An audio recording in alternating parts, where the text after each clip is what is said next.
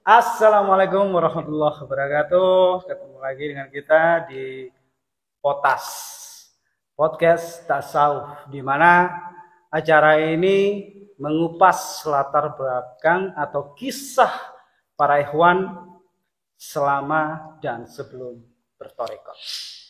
Nah, kali ini narasumber kita bukan orang jauh, orang lama, termasuk legend. Siapa lagi kalau bukan Haji Bilal. Apa kabar Haji Bilal? Baik-baik. Assalamualaikum. Waalaikumsalam warahmatullahi wabarakatuh. Bagaimana, sehat-sehat? Alhamdulillah. Insya Allah ya. Ya, Masya Allah, Masya Allah. Gak mengganggu ya malam ini ya? Oh, enggak. Terima kasih. Didatangi teman-teman dari multimedia. Mudah-mudahan sehat semua timnya ya. Amin. Haji Bilal, kita kesini nih pengen kepo sih sebetulnya, ya pengen tahu banget. Ya. Sebelum jenengan ini bertoreko. Terima kasih. Kalau latar belakang saya, dulu saya dari desa Tuban merantau di Surabaya. Itu saya hanya punya bekal ilmu agama yang pas-pasan. Artinya saya ini pernah mondok, tapi mondoknya nggak begitu maksimal. Jadi artinya pas-pasan. Tapi alhamdulillah dengan pas-pasan itu dapat berkah dari kiai saya, yaitu Kiai Fatur Rahman di Pondok Pesantren Tuban Jatirogo. Itu memang dia mengkader dan dia punya karomah. Setiap santrinya itu dipastikan jadi kiai, walaupun kiai kampung, walaupun kiai kecil-kecilan, minimal santrinya itu jadi guru ngaji. Pondok pesantren apa itu dulu? Torekot juga bukan? Bukan. Apa pondok biasa? Pondok biasa, belajar mengajar, gitu. Mengaji, kitab-kitab kuning gitu. Oh, gitu. Ya. Lalu saya di Surabaya tahun 83 itu saya punya niatan untuk memanfaatkan ilmu yang sedikit dari pondok pesantren tadi. Lalu saya difungsikan untuk mengajar ngaji di daerah Dupak Bandarjo, Jalan Rembang sana. Jalan Demak. Di Dupak Bandarjo itu selama 14 tahun. Jadi saya punya santri itu kurang lebih sampai 170. Masya Allah. Tenaga mengajar itu sampai 9 orang. Saya mengajar mengaji, tetapi saya merasakan loh, saya ini katanya orang, saya ini ustadz gitu. Katanya ustadz gitu. Dipanggil ustadz karena sudah punya murid ngaji. Tapi kok setiap saya sholat itu mencari sholat khusyuk itu nggak bisa menemukan gitu ya. Jadi artinya sampai dulu nggak merasakan bahwa diri sampai itu ustadz? Ya merasa ustadz, tapi ketika sholat itu kok kayak nggak ustadz gitu loh ya. Sementara saya ngajarkan anak-anak ngaji sholatnya yang khusyuk ya, praktek dia menulis tentang fikih gitu loh. Tapi saya sendiri kok nggak merasakan khusyuk gitu ya. Jadi ngajar itu ada problem gitu. Aduh, anak-anak gimana sholat selama 4 rakaat itu yang kita pikirkan tuh arek ngaji bagaimana nakal begini begitu gitu aja. Jadi akhirnya saya juga malu berulang-ulang ngajak sholat khusyuk, tapi saya sendiri kok sholatnya kok mabuk terus gitu ya. Jadi akhirnya saya malu, gimana ini merenung itu ya. Akhirnya saya ingin bagaimana membuktikan ayat maupun hadis yang menyuruh atau menginformasikan harus sholat khusyuk itu kayak apa gitu. Saya kepingin seperti itu. Lalu proses pencarian ini? Proses pencarian. Setelah itu saya kembali ke pondok lagi. Yang di Jatirogo itu ketemu yang di situ itu kiainya ada 4 saudara, Yai Fatkur, Yai Munawar, Yai Fatkur, Yai Sahli, Yai Muhyiddin. Kalau Yai Munawar ini berfungsi sebagai kanuragan, ya. Jadi kanuragan. Kalau saya ini ikut kanuragan ke Yai Munawar ini. Saya dulu di Perak itu, wah ya preman, bukan preman, tapi saya melawan preman. Iya. Jadi preman di Perak itu terus terang saya melawan. Karena saya punya punya ilmu dari Yai Munawar ini. Berarti jenengan termasuk pemberantas preman di Perak. Betul, di Perak ya. Pemberantas. Ya. Saya dulu itu di pedang enggak mempan. Mohon maaf dulu ya. Iya. Kan aku bohong. Loh enggak, nanti. Ya. Jadi sampai security-nya Pertamina itu kan dilecehkan preman di sana. Saya ajak ke sana. Komandan-komandannya security itu. Iya. Saya ajak ke sana. Akhirnya jadi security yang wibawa di Pertamina itu. Karena memang di Bacok itu tidak mempan memang terbukti. Nah itu Yai Munawar. Kali Yai Fatkur itu yang mengaji kitab kuning, yang istilahnya bermasyarakat. Yang saya Sahli itu yang mengajarkan hikam. Oke. Nah, ya, mengajarkan ihya yang tasawuf ada di sini ya. Di situ ya. Saya masuk konsultasi, minta pendapat. Tunggu. Ini baru yang ketiga loh. Yang keempat. Ya. Yang keempat coba. Yai Muhyiddin itu bagian nahwu sorob. Ya. Beda sama yang kuning Beda. tadi, kitab kuning. Ya sama, cuman yang pertama itu kan Kanuragan ya. Yang ya. kedua Ya, kitab kuning. Kitab kuning itu ada beberapa nama, misalnya takrib, misalkan seperti itu. Fikih ya. Ya. Ya intinya fikih. Ya, Kitab kuning yang fikih. Kalau Yai Sahli itu tasawuf. Ihya Ulumuddin, ya hikam itu. Kalau Yai Muhyiddin itu alat nahwu sorob. Untuk bisa bahasa Arab, bisa mengartikan maksudnya per huruf itu. Dan itu sampean kaji semua. Enggak. Saya kalau yang Yai Muhyiddin itu enggak. Yang saya senang itu Yai Munawar ini. Karena Kanuragan ya. Nah, ketika itu enggak menemukan khusyuk itu, ya saya kembali ke situ itu yang ngaji hikam itu. Hikam. Iya. Saya konsultasi, minta pendapat sama Mbak Sadri itu gimana di sana. Saya dengar kalau di sana itu ada toriko sudah dengar, maka saya konsultasi. Di sana itu di mana? Ya di Surabaya. Saya diceritai teman saya yang namanya Haji Burhan itu ikut toriko aja kalau sampai kepingin sholat khusyuk. Itu akhirnya saya pulang. Tanya konsultasi sama Yai Sahli itu gimana kalau kita ikut toriko Mbah Yai? Loh, kalau orang Islam, kalau kamu ikut mandatnya orang NU, itu hukumnya wajib ikut toriko. Wah, iya, dikasih motivasi, saya dikasih buku kecil, bukunya hilang sekarang. Ya. Saya ini juga pelaku toriko, tapi menunggu nanti murid-murid itu yang sudah besar-besar bahasanya, yang sudah ngajinya kitab kuning sudah hafal ini, baru saya ajari toriko. Oh gitu. Iya. Sementara Yai Sahli sendiri belajar torikonya gimana nggak tahu? Ya belajar kitab torikonya kalau bahasanya Abali itu kalau setiap kiai itu pasti toriko. Tapi torikonya untuk pribadinya, belum melebar ke santrinya. Lalu berangkat. Setelah diizini ketemu Pak Haji Burhanuddin itu Perak itu langsung saya diajak langsung ke Tasik waktu itu. Sementara dulu nggak dikasih pilihan ya. Di Surabaya ada sekian toriko, gitu nggak ada. Ya. Merujuk ke satu tempat aja. Iya, yang diketahui Pak Haji Burhanuddin itu memang itu. Toriko Ponpes Raya Laya itu. Lalu setelah itu saya diajak Burhanuddin itu langsung ke Tasikmalaya. Ya itu saya ingat Pak Haji Burhan itu minta surat. Dulu kalau kita asli minta surat dulu. Dari Stotopo. Dari kasih pengantar. Setelah ada pengantar kita berangkat ke sana. Naik kereta waktu itu masih 7.000 keretanya. Surabaya Tasik itu. Tunggu. Waktu minta surat pengantar itu pastinya ketemu sama Abali sendiri ya? Saya enggak ikut ketemu, ya Pak Haji Burhan itu. Oh, diwakili. Iya, diwakili. Mau ke Tasik sekian orang, nah itu. Terus sampai dikirim sama Pak Burhan. Ya. Oke. Setelah sampai di Tasik?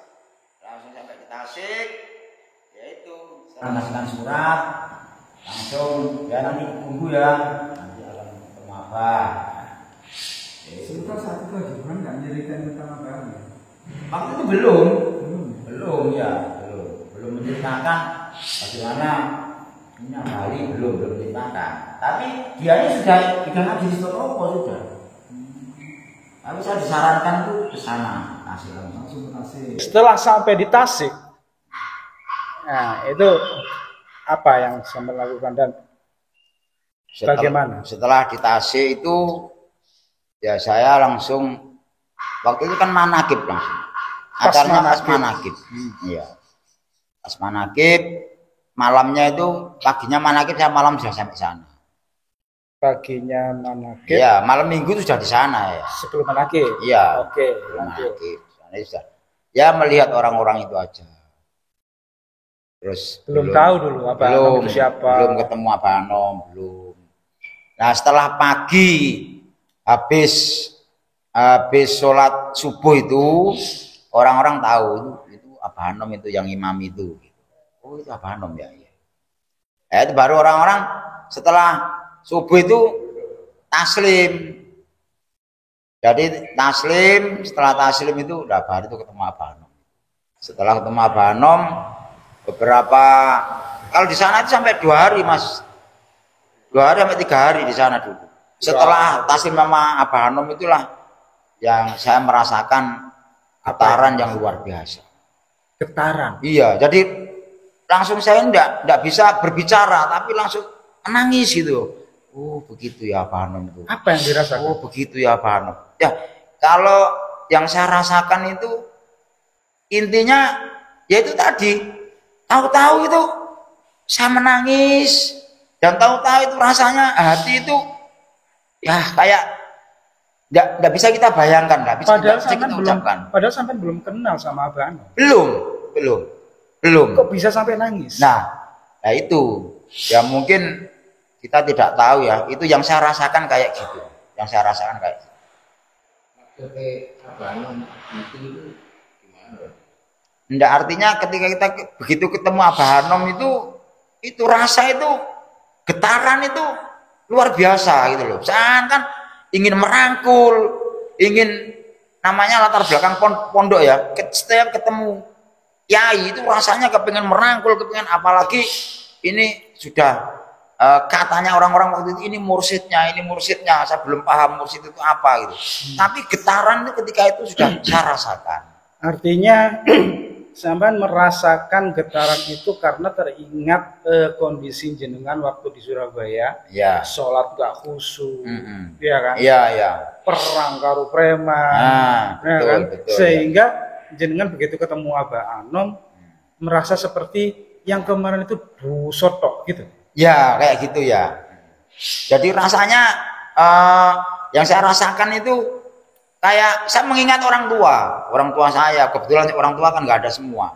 Jadi seakan-akan ya menghantui dosa-dosa ini kayak orang ini rasanya untuk ketentraman jiwa saya itu melihat apa itu kayak gitu loh. Bisa diartikan juga jenengan kepingin sungkem sama orang tua ketemunya Abah Anom gitu ya. Gitu ya. Iya.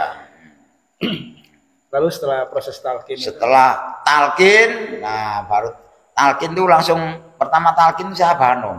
Iya. Saya sama teman saya ini orang berempat waktu itu. Talqin Abah Anom langsung.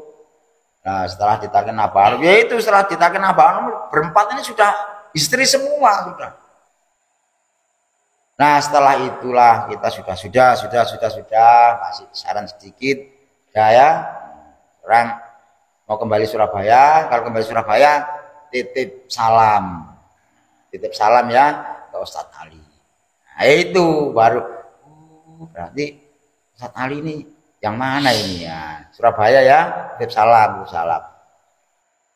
Itu setelah itu kita pulang. Nah, sudah. Tadi habis itu di Surabaya kita ikut ngaji di Stotopo itu. Ikut ngaji di Stotopo masih mencari makna yang mana sih yang Ustadz Ali ini masih belum tahu saya. Ada mobil merah itu saya kira itu Ustadznya ya. Oh enggak ya di bensi itu. Jadi belum tahu ya Ustadz Ali itu. Setelah tahu, setelah selesai pengajian taslim itu baru tahu sama Abah Ali waktu itu. Kembali ke talqinnya Abah Anom. Ya. Penyampaiannya itu seperti apa sih? Abah Hanom itu Penyampaian talqinnya itu seperti wakil talqin yang ada sekarang nggak sih? ya enggak, beda jauh. Nah itu loh. Beda jauh. Sampai sebagai orang yang langsung ketemu sama Abah Hanom, Ya betul. kami pengen tahu penyampaiannya seperti apa? Bawakan apa? Cara penyampaian secara tutur kata. Abah Hanom itu kalau mau talqin itu enggak banyak, maksudnya keterangan-keterangan enggak banyak. Ya, mari ikuti Abah ya. Jadi tata caranya begini, ya. Misalkan ilat ditekuk ke atas, misalnya seperti itu. Kalau dikir jahar itu begini, mata dipejamkan, merunduk ke bawah, nanti tarik ke atas, kanan kiri, ya. Dengan suara yang lembutnya itu kita untuk selalu mengikuti. Makanya rasanya itu baik menuntutnya, baik kata per kata, itu memang ya nggak ada sudah nggak ada lagi gitu loh. Memang itu rasanya seperti itu, luar biasanya. Jadi lembutnya itu luar biasa. Jadi sudah ya, ikuti apa ya, mari kita ikuti. Kalau misalkan setelah kopi itu sudah Sayyidina, itulah apa kalau waktunya langsung. Sekalem itu ternyata ya. Iya, Selembut itu. lembutnya luar biasa apa. Memang kata-katanya apa itu lembut sekali. Jadi kalau kita tidak memperhatikan betul, itu hampir tidak dengar. Oh, gitu? Apa berita. Iya. Hampir tidak dengar. Makanya kalau nalkin itu mesti mepet gini. Mepet dulu kalau nalkin. Jadi nggak jauh. Jadi hampir ini kakinya hampir berdekatan semua. Dengkul ketemu dengkul ya? Ya hampir gitu. Pokoknya dekat sekali. Dan saya dulu itu setelah talqin pertama sama Abah itu, akhirnya setiap kita ke sana, itu setiap Abah Hanom talqin, kita ikut talqin lagi. Di sana 3 hari mungkin bisa talqin 4-5 kali. Iya. Jadi kan Abah masih sehat waktu itu. Masih sehat. Jadi taslim juga begitu. Setiap ada orang taslim, kita ikut taslim. Setiap ada Abah, kita mesti lari taslim. Karena saking makabahnya itu, magnetnya yang begitu besarnya, itu untuk daya tariknya Abah itu kayak seperti itu. Jadi kita habis dari luar gitu, dari warung ada apa? Lari lagi taslim lagi. Itu berulang-ulang. Setiap kita agenda ke sana, mungkin dulu itu 1 tahun itu 2-3 kali. 1 tahun itu. Dan setiap Abah keluar tuh selalu dijaga nggak sama enggak. bodyguard? Enggak dulu enggak. Ya, pakai gitu ya? Enggak dulu itu wah, pokoknya nikmatnya luar biasa dulu itu. Wes. Ya betul, enggak sebanyak sekarang sih. Wong dulu itu kalau tidur itu apa di bawah masih madrasah itu masih geladak, kita di atas. Dulu itu yang namanya ustadz sama jamaah biasa itu nggak ada jarak. Kalau sekarang kan ustadz tidurnya di rumahnya sana, kamarnya bagus, mungkin ada AC-nya ada. Dulu enggak, jadi satu di atas.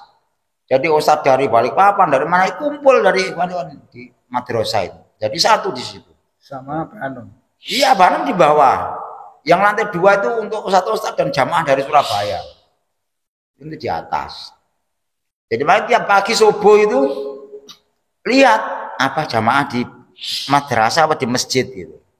Jadi memang yang ditidurkan di madrasah itu suatu kehormatan yang luar biasa. Nggak ada yang tidur di hotel gitu ya? Nggak ada di masjid-masjid. Kalau Surabaya itu masih ditidurkan di madrasah itu. Makanya kemuliaannya di situ. Dari Surabaya tidurnya di madrasah. Nggak ada pemikiran untuk mau ke hotel, mau tidur yang enak, enggak. Karena figurnya, sosoknya, mursyidnya sudah jelas tempatnya kayak gitu. Masa kalau kita nyari hotel kan malu kita. Ya jelas malu lah. Kalau nggak malu ya namanya ya berarti ya gimana lah kan gitu. setelah ketemu Abali waktu itu sama, saya langsung gandrung ya. Artinya gandrung itu ya begitu, melihat sosoknya. Sampai dulu saya itu Abali itu punya baju itu ya dari kain apa itu. Setiap Abali bikin baju baru, saya beli kain, saya jahitnya yang kayak Abali. Saking cintanya itu ya, ya. Jadi kayak gitu. Jadi sehingga dulu itu kalau manakib itu kan pindah-pindah ya. Saya dulu kalau manakib kalau nggak jejer Abali gini, aku nggak terima. Saya harus dekat sama Abali. Tiap mana di mana aja saya harus jejer gini, harus. Saya harus di depan. Walaupun misalkan ada, cuman waktu itu ya nggak begitu ada protokoler atau pengal yang ketat kan enggak dulu. Paling ada 1-2 ikhwan yang senior saya paling enggak ya memperingatkan, kamu sering-sering ya, jangan terlalu dekat. Saya enggak pedulikan, pokoknya saya harus dekat. Sampai Zarah, tahun pertama saya ikut Zarah masih bis 3 itu di Cirebon, makan saya juga harus berjejer sama Abali. Saking cintanya saya begitu. Nah, sebelum ada rasa cinta itu pasti ada sesuatu. Nah, sesuatu itu kalau saya bikin studi banding itu kan dari apa ya, ucapan Abah atau ya salamnya Abah tadi itu, Abah Ali itu. Nah, saya merujukkan, oh berarti Abah Ali ini termasuk muridnya Abah yang dekat, yang mungkin disayang atau bagaimana. Apa sampai pernah nanya ke Abah Nom, siapa Ustadz Ali? Enggak pernah nanya, enggak berani saya. Enggak berani nanya. Enggak berani. Cuman saya artikan sendiri aja. Berulang-ulang saya ke sana itu mesti salam ya sama Ali. Gini. Dulu bilang gitu. Boleh enggak sih kalau kita nanya gitu? Loh sebenarnya atau ada pamali, kailo. Loh kalau boleh nggak ada larangan sebenarnya, boleh bebas. Cuman kadang-kadang orang tuh beda-beda Mas. Ada yang berani, ada yang tidak berani. Seperti itu. Contohnya dulu saya ini kalau kata Yai Zuri, saya dulu itu Pak Untung itu cerewet ngaji nih, sering tanya sama Bali itu. Tapi sekarang saya tidak berani kan seperti itu. Jadi ada perjalanan. Sekarang tidak berani kita bertanya. Apa yang ditanyakan kan? Kita sudah. Jika ada ikhwan atau jamaah yang ingin bertanya pada gurunya, apa itu termasuk dibilang su'ul adab? Enggak. Kalau bertanya itu enggak su'ul adab, itu dibenarkan bertanya itu. Kan diperintah. Ada perintah. Jadi bahwa kita bertanya itu dibenarkan. Cuman kalau kita sudah mengaji lama, itu pikir lama, itu kita akan nanti menemukan sendiri. Jadi su'ul adab itu tidak begitu. Su'ul adab itu kita bertingkah, kita berakhlak, yang mana tata caranya itu menyalahi aturan hadis maupun firman Allah, itu namanya su'ul adab. Misalkan suatu contoh gini, ya. Jadi di surat Al-Hujurat itu dijelaskan bahwa kita tidak boleh berbicara kerasnya melebihi suara seorang ulama. Itu lah kalau kita berbicara di hadapan ulama, gimana ini? Ini sudah su'ul adab gitu loh. Mestinya kalau berbicara sama Abali gimana, Pak? Nyontoh itu Mas Daeng itu loh, itu bagus itu. Kalau sama Abali gimana, Pak? Saya ingin nyontoh itu ya, ingin nyontoh saya. Lah, itu namanya tata cara akhlak seperti itu. Tapi ada yang bilang Ustadz Daeng itu keras orangnya, jahat. Ya. Tapi endingnya dia bilang orang ini, tapi sesungguhnya orang itu baik. Cuma caranya aja yang keras. Dengan sebagai orang lama di Benteng menyaksikan itu enggak? Kerasnya Ustadz Daeng itu enggak? Jadi Ya. Ketemu apa? Timbul pertanyaan kok, kenapa Pak selalu menyuruh kalau suatu hari. Timbul pertanyaan. Ya kalau saya nggak timbul, kalau timbul pertanyaannya berarti setelah di Tasik berulang-ulang saya malah dititipi buku ini, nanti kasihkan Ali ya, titipi buku dagangan dulu itu.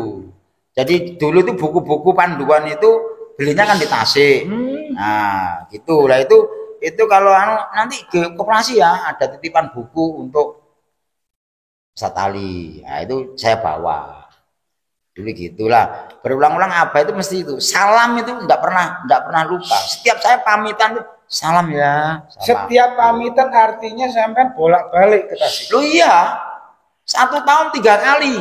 1 tahun 3 kali. Iya, ternyata Abah Ali itu murid, sosok murid yang memang pengetahuan rohaninya sudah tinggi. Saya menyimpulkan seperti itu. Tapi juga saya tetap melihat bagaimana sosok Abah Ali di perjalanan tiap hari kita mengaji. Setelah di Surabaya tetap mengikuti itu. Begitu perhatiannya Banon ke Bali. Ya itu karena perhatiannya itu yang membuat saya makabah sama Abah Ali, karena Abah Ali aja seorang sosok mursyid yang begitu cintanya sama Abah Ali, mengapa saya enggak gitu loh. Kalau orang-orang ngobrol-ngobrol itu di sana itu kan seperti itu. Memang termasuk murid kinasih, murid yang disayang itu salah satunya orang-orang yang datang itu ya cerita Abah Ali itu. Itu orang-orang yang datang ini dari daerah. Ya daerah-daerah itu ya. Mereka yang ngobrolin tentang sosok Abah Ali. Iya, Abah Ali itu memang dicintai sama Bano. Dari situ sampean tahu, menambah mahabbah itu tadi. Insya Allah semakin rindu. Artinya semakin rindu sama sosoknya gitu ya, sama Abah Ali. Kalau misalkan hari Sabtu kok nggak olahraga ya, padahal ini malam itu istri udah olahraga ya, kira masakan opo ternyata nggak olahraga. Ini 5 kali nggak olahraga.